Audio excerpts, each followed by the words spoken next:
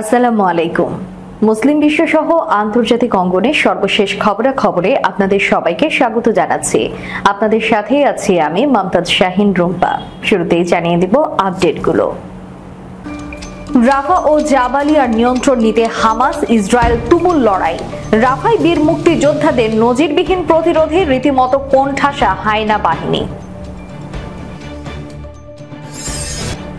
রাজাকার মাহমুদ আব্বাসের সঙ্গে ইসরায়েলের গোপন আঁতাতের তথ্য ফাঁস। মুসলমানদের প্রতি এত অবিচার কেন, প্রশ্ন মোদির। আমি হিন্দু বা মুসলিম বলিনি, বিতর্কের মাঝেই সাফাই দিয়ে যা বললেন মোদি।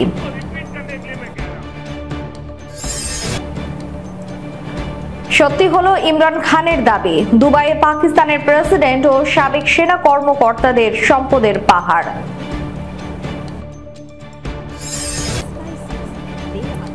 যুক্তরাষ্ট্রে ঢুকতে দেয়া হলো না ভারতীয় মশলা। হংকং এর মতো কঠোর অবস্থানে যাচ্ছে যেসব দেশ। লক্ষ্য কিভাবে অর্জন করতে হয় রাশিয়া তা ভালো করেই জানে, মন্তব্যে পুতিন। শুনছিলেন শিরোনাম, এবারে বিস্তারিত। রাফা ও জাবালিয়ার নিয়ন্ত্রণ নিতে হামাস ইসরায়েল তুমুল লড়াই। রাফায় বীর মুক্তিযোদ্ধাদের নজিরবিহীন প্রতিরোধে রীতিমতো কোণঠাসা হায়না বাহিনী। আন্তর্জাতিক সংবাদ ও গণমাধ্যমে একের পর এক খবর আসছে ফিলিস্তিনের মুক্তিকামী সংগঠন হামাসের অভাবনীয় প্রতিরোধ যুদ্ধের বিস্ময়কর সব ঘটনা। গাজাকে ধ্বংসস্তূপে পরিণত করার পর কয়েকদিন ধরে উত্তর গাজার জাবালিয়া এবং দক্ষিণ রাফার নিয়ন্ত্রণ নেয়ার চেষ্টায় ইসরায়েল। রাফায় স্বাধীনতাকামী বীর মুক্তিযোদ্ধাদের নজিরবিহীন প্রতিরোধে রীতিমতো কোণঠাসা হায়না বাহিনী। আল জাজিরা জানিয়েছে, গাজার স্বাধীনতাকামী শাসক গোষ্ঠীর সঙ্গে ইসরায়েলি বাহিনীর তুমুল যুদ্ধ চলছে। যুদ্ধে হামাস এবং ইসরায়েলের সেনাবাহিনী উভয় পক্ষই তাদের শত্রুদের উল্লেখযোগ্য ক্ষয়ক্ষতির দাবি করেছে। হামাসের পক্ষ থেকেও বলা হয়েছে, তাদের যোদ্ধারা জাবালিয়া ও রাফায় ইসরায়েলি সেনাদের সঙ্গে তুমুল লড়াই করেছে। ইসরায়েলি সেনাবাহিনী ও হামাস দুই পক্ষই জানিয়েছে, গত সপ্তাহের শেষ দিকে গাজার উত্তরাঞ্চলের বিভিন্ন এলাকায় ইসরায়েলি সেনাদের সঙ্গে হামাস যোদ্ধাদের সরাসরি যুদ্ধ হয়েছে। এদিকে টাইমস অফ ইসরায়েলের খবর দিয়েছে, গাজার দক্ষিণে রাফাতে অভিযান শুরুর আগেই উত্তরে ব্যাপক প্রতিরোধ গড়ে তুলেছে হামাস। জেতুন আর জাবালিয়া এলাকায় ইসরায়েলি সেনাদের জন্য রীতিমতো আতঙ্কের কারণ হয়ে দাঁড়িয়েছে প্রতিরোধ যোদ্ধারা। মঙ্গলবারও গাজার উত্তরে ব্যাপক বন্দুক যুদ্ধের ঘটনা ঘটেছে। এক প্রতিবেদনে পত্রিকাটি জানিয়েছে, সকালে উত্তর গাজায় হামাসের প্রতিরোধ যোদ্ধাদের সঙ্গে তুমুল লড়াই বেঁধে যায় ইসরায়েলি সেনাদের। এতে 3 সেনা গুরুতর আহত হয়েছে। একই যুদ্ধে আরো 5 আইডিএফ সেনা মাঝারিভাবে আহত হয়েছে। একই সময়ে দক্ষিণে আরেকটি বিস্ফোরণে আহত হয়েছে 5 জন। বসে নেই হামাসের সবচেয়ে বিশ্বস্ত বন্ধু হিজবুল্লাহ। লেবানন থেকে ইসরায়েলের বিভিন্ন সীমান্তে ইসরায়েলি সেনাদের রীতিমতো দৌড়ের উপরে রেখেছে এই সামরিক গোষ্ঠীটির যোদ্ধারা। আইডিএফ বলছে, লেবানন থেকে মাউন্ট হারমন এলাকায় একযোগে প্রায় 10টি রকেট আঘাত এনেছে। ফিলিস্তিনি প্রেসিডেন্ট মাহমুদ আব্বাসের সঙ্গে ইসরায়েলি সরকারের গোপন আঁতাতের অভিযোগ অনেক পুরনো। গেল অক্টোবরে গাজায় ইসরায়েলি হামলা শুরুর পর সেই অভিযোগের পালে নতুন করে হাওয়া লেগেছে। ইসরায়েল দীর্ঘদিন ধরেই চায় গাজায় তাদের দালাল মাহমুদ আব্বাস প্রশাসনের কাছে কর্তৃত্ব থাকুক। ইসরায়েল যখন মাহমুদ আব্বাসকে চায়, তখন এই বিষয়টি পরিষ্কার যে আব্বাস কার হয়ে কাজ করছেন। কিন্তু মুক্তিকামী হামাসের কারণে তেল আবিবের নোংরা সেই খায়েশ পূরণই হচ্ছে না। ইসরায়েলের সিনিয়র কর্মকর্তারা বলছেন, তারা রাফায় নিয়ন্ত্রণ ফিলিস্তিনিদের কাছে অর্থাৎ আব্বাস প্রশাসনের কাছে ছেড়ে দেওয়ার চেষ্টা চালিয়ে যাচ্ছে। তবে হামাস ঘেঁষা কাউকে ইসরায়েল চায় না বলেও জানিয়েছেন তারা। গেল সপ্তাহে ইসরায়েলি কর্মকর্তারা প্রস্তাব দেন যে রাফা সীমান্ত পরিচালনায় ফিলিস্তিনি কর্তৃপক্ষের কর্মকর্তাদের সম্পৃক্ত করতে হবে। তবে ওই কর্মকর্তা ফিলিস্তিনি কর্তৃপক্ষের সদস্যদের ভূমিকায় থাকতে পারবে না বলে শর্ত দেয় ইসরায়েল। আব্বাস সরকারও চায় রাফায় নিয়ন্ত্রণ তাদের হাতে হস্তান্তর করা হোক, তবে সেটা তাদের পাশ কাটিয়ে ইসরায়েল ও মিশরের মধ্যে আলোচনার মাধ্যমে নয়, বরং তাদের রাজনৈতিক ভবিষ্যৎ নিশ্চিত করেই রাফায় নিয়ন্ত্রণ চায় ফিলিস্তিনি কর্তৃপক্ষ। তেমন কিছুর ব্যাপারে ইসরায়েলের কাছ থেকে সবুজ সংকেত পেলে রাফায় কর্মকর্তা পাঠাতে আপত্তি নেই আব্বাসের। ভারতের লোকসভা নির্বাচনের মধ্যে দেশটির প্রধানমন্ত্রী নরেন্দ্র মোদীর বিরুদ্ধে মুসলিম বিদ্বেষী মন্তব্য করার অভিযোগ উঠেছে। এই নিয়ে হয়েছে বেশ তর্ক বিতর্ক। সমাবেশে মুসলমানদের অনুপ্রবেশকারী আর তাদের বেশি সন্তান নেয় বলে মন্তব্য করেছেন তিনি। অবশেষে এই বিষয়ে নিজের অবস্থান পরিষ্কার করেছেন ভারতের প্রধানমন্ত্রী নরেন্দ্র মোদী। মঙ্গলবার দেশটির এক সংবাদ মাধ্যমকে দেয়া সাক্ষাৎকারে এই বিষয়ে মোদী বলেছেন, তিনি কেবল মুসলমানদের নিয়ে কথা বলেননি, বরং প্রত্যেক দরিদ্র পরিবার নিয়ে কথা বলেছেন তিনি। ভারতের এই প্রধানমন্ত্রী আরো বলেছেন, তিনি হিন্দু মুসলমান রাজনীতি করেন না, যেদিন করবেন সেদিনই জনজীবনে থাকার অযোগ্য হবেন তিনি। ওই সাক্ষাৎকারে মোদী বলেছেন, তিনি মুসলমানদের প্রতি ভালোবাসা নিয়ে বাজার করেন না। আমি ভোট ব্যাংকের জন্য কাজ করি না, আমি সবার সাথে সবার বিকাশে বিশ্বাস করি। আমি অবাক, আপনাকে কে বলেছে যখন কেউ বেশি সন্তান নিয়ে কথা বলে তখন তার লক্ষ্য মুসলমান বলে বুঝতে হবে? মুসলমানদের প্রতি এত অবিচার কেন?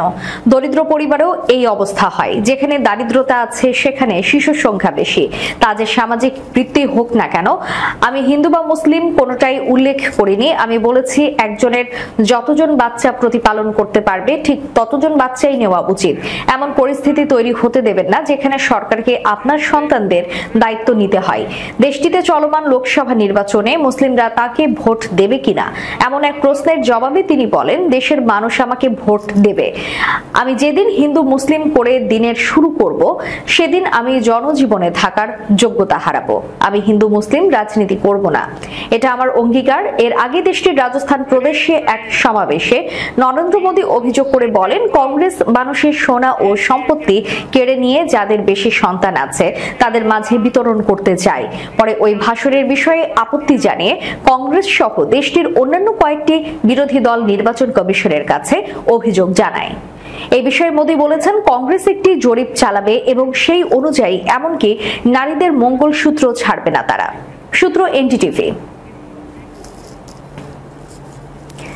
সত্যি হলো ইমরান খানের দাবি, দুবাই পাকিস্তানের প্রেসিডেন্ট ও সাবেক সেনা কর্মকর্তাদের সম্পদের পাহাড়। বিশ্বের বিভিন্ন দেশের ধনাঢ্য ব্যক্তিদের দুবাইয়ে গোপনে গড়ে ওঠা সম্পদের পাহাড়ের গোপন নথির তালিকা প্রকাশ করা হয়েছে। এই তালিকায় আছে পাকিস্তানের প্রেসিডেন্ট আসিফ আলী জারদারি সহ কয়েকজন রাজনীতিবিদ ও সাবেক সেনা কর্মকর্তার নাম। পাকিস্তানের সাবেক প্রধানমন্ত্রী ইমরান খান বারবার দাবি করেছেন জারদারি ও শরীফ পরিবারের দুর্নীতির কথা। এই দুই পরিবারের সদস্যরা পাকিস্তানকে প্রায় দেউলিয়া করে দিয়েছে। একটি বৈশ্বিক অনুসন্ধানী সাংবাদিকতা প্রকল্প দুবাইয়ে বিভিন্ন দেশের অভিজাতদের কার মালিকানায় কত সম্পদ আছে মঙ্গলবার তা প্রকাশ করেছে। এতে বিশেষ করে 2020 থেকে 2022 সাল নাগাদ দুবাইয়ে এসব ব্যক্তির মালিকানায় থাকা ও ব্যবহার করা সম্পদের বিস্তারিত চিত্র উঠে আসে। দুবাই পাকিস্তানিরা সব মিলে প্রায় $11 বিলিয়ন সম্পদের মালিক। প্রতিবেদনে বলা হয়, পাকিস্তানের বর্তমান প্রেসিডেন্ট ও অবসরপ্রাপ্ত সেনা কর্মকর্তারা ছাড়াও শীর্ষস্থানীয় রাজনীতিবিদ, ব্যাংকার ও আমলারা সংযুক্ত আরব আমিরাতের অভিজাত এলাকাগুলোয় সম্পদের মালিকানা অর্জন করেছেন। যেমন দুবাইয়ের প্রেসিডেন্ট আসিফ আলী জারদারির আছে দুটি সম্পদ, সাবেক সেনা শাসক জেনারেল পারভেজ মোশাররফের আছে একটি। এছাড়া স্বরাষ্ট্রমন্ত্রী মহসিন নাকভির স্ত্রী, সাবেক প্রধানমন্ত্রী নওয়াজ শরীফের ছেলে হুসেন নওয়াজ শরীফ, রাজনীতিবিদ শারজিল মেমন, সিনেটর ফয়সাল ভাউদা, জাতীয় পরিষদের কয়েকজন সদস্য এবং সিন্ধু ও বেলুচিস্তানের প্রাদেশিক পরিষদের কয়েকজন সদস্যের নাম আছে।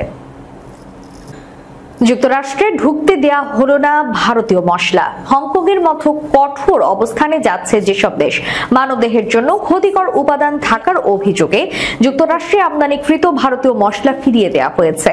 সালমোনেলা নামক ক্ষতিকারক ব্যাকটেরিয়া বা জীবাণু থাকার কারণে 20% চালান এই সময় যুক্তরাষ্ট্রে ঢুকতে দেওয়া হয়নি। 2023 সালের অক্টোবর থেকে চলতি বছরের 3রা মে পর্যন্ত ভারতের জনপ্রিয় মশলা প্রস্তুতকারক প্রতিষ্ঠান মাহাসিয়ান ডি হ্যাট্রি প্রাইভেট লিমিটেড MDH এর 65টি চালানের মধ্যে 13টি বা 20% চালান ফিরিয়ে দেওয়া হয়।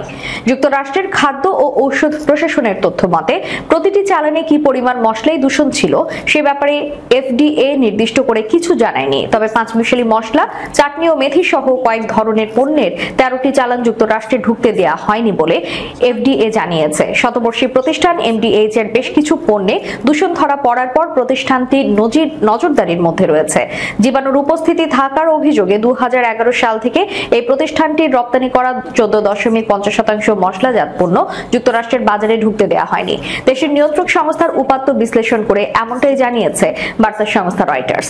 যুক্তরাষ্ট্র, অস্ট্রেলিয়া ও হংকং এর অভিযোগের প্রেক্ষিতে ভারতের সংশ্লিষ্ট কর্তৃপক্ষ বিষয়টি খতিয়ে দেখছে। এই দুই প্রতিষ্ঠানের তৈরি মশলা ভারত ও বিশ্বজুড়ে বেশ জনপ্রিয়। দক্ষিণ এশিয়ার দেশটি বিশ্বের বৃহত্তম মশলা প্রস্তুতকারক দেশ এবং সেই দেশের অভ্যন্তরীণ বাজারে এই সব প্রতিষ্ঠানের মশলার বিরাট চাহিদা রয়েছে। সেই সঙ্গে ভারত মশলার বৃহত্তম রপ্তানিকারক দেশ। জিও মার্কেট রিসার্চের এক হিসেবে 2022 সালে কেবল ভারতেই $1044 কোটি মশলার বাজার ছিল। বড় মাপের লক্ষ্যগুলো কিভাবে অর্জন করতে হয় রুশ কর্তৃপক্ষ তা জানে। চীনের বার্তা সংস্থা সিনহুয়াকে দেওয়া এক সাক্ষাৎকারে রুশ প্রেসিডেন্ট ভ্লাদিমির পুতিন এ কথা বলেন। সাক্ষাৎকারটি ক্রেমলিন ওয়েবসাইটে প্রকাশিত হয়েছে। গত 29 ফেব্রুয়ারি পুতিন জাতির উদ্দেশ্যে পার্লামেন্টে ভাষণ দেন। ভাষণে তিনি কিছু অর্থনৈতিক লক্ষ্য এবং জাতীয় প্রকল্পের ঘোষণা দেন। এই পরিপ্রেক্ষিতে সাক্ষাৎকারে তিনি স্পষ্ট করে বলেন, এই চ্যালেঞ্জগুলোর মাত্রা সম্পর্কে আমরা সচেতন এবং আমরা এসব চ্যালেঞ্জের সমাধান দিতে পারি। এই জন্য আমরা আমাদের জনগণের দৃঢ় ইচ্ছা, প্রয়োজনীয় সম্পদ ও সক্ষমতা এবং রাষ্ট্র, ব্যবসা ও সুশীল সমাজের মধ্যকার মিথস্ক্রিয়ার উপর নির্ভর করব। তার ঘোষিত লক্ষ্যের মধ্যে রয়েছে জনসংখ্যা সংক্রান্ত সমস্যা মোকাবেলা, জন্মহার বাড়ানো, শিশুসহ পরিবারের সহায়তা এবং দারিদ্র্য ও অসমতার বিরুদ্ধে যুদ্ধ। অর্থনৈতিক উন্নয়নের মাধ্যমে জনগণের কল্যাণ করাই মস্কোর অগ্রাধিকারের বলে পুতিন উল্লেখ করেন। দর্শক, শেষ করার পূর্বে সংবাদ শিরোনামগুলো জানিয়ে দিব আরো একবার। রাফা ও জাবালিয়ার নিয়ন্ত্রণ নিতে হামাস ইসরায়েল তুমুল লড়াই। রাফায় বীর মুক্তিযোদ্ধাদের নজিরবিহীন প্রতিরোধে রীতিমতো কোণঠাসা হায়না বাহিনী। রাজাকার মাহমুদ আব্বাসের সঙ্গে ইসরায়েলের গোপন আঁতাতের তথ্য ফাঁস। মুসলমানদের প্রতি এত অবিচার কেন, প্রশ্ন মোদির। আমি হিন্দু বা মুসলিম বলিনি, বিতর্কের মাঝেই সাফাই দিয়ে যা বললেন মোদি।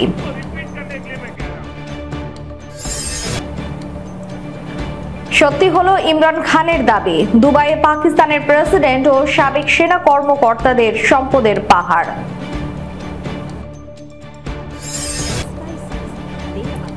যুক্তরাষ্ট্রে ঢুকতে দেয়া হলো না ভারতীয় মশলা। হংকং এর মতো কঠোর অবস্থানে যাচ্ছে যেসব দেশ। লক্ষ্য কিভাবে অর্জন করতে হয় রাশিয়া তা ভালো করেই জানে, মন্তব্যে পুতিন। এতক্ষণ আমাদের সাথে থাকার জন্য ধন্যবাদ। আল্লাহ হাফেজ।